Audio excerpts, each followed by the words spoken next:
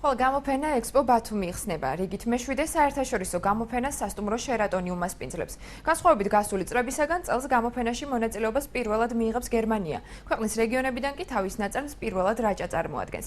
ექსპო ბათუმი 3 დღის განმავლობაში გაგრძელდება. გამოფენის დათვალიერება ნებისმიერ მსურველს დილის 10-დან საღამოს 6 საათამდე შეეძლება.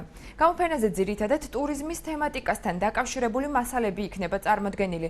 ყოველწლიური გამოფენის ორგანიზატორი საერთაშორისო გამოფენების ორგანიზატორი კომპანია Geonet Expo-ა. მხარდაჭერები აჭარის მთავრობა, აჭარის ტურიზმის დეპარტამენტი და ბათუმის მერია.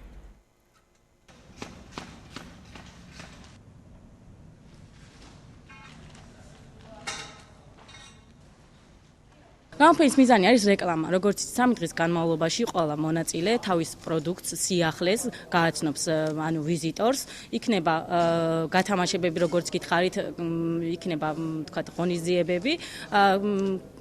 ბათუმის გაცნობა იქნება პირველ რიგში, იმიტომ რომ უცხოეთიდან მოდის საზოგადოება, ასევე აღმოსავლეთიდან.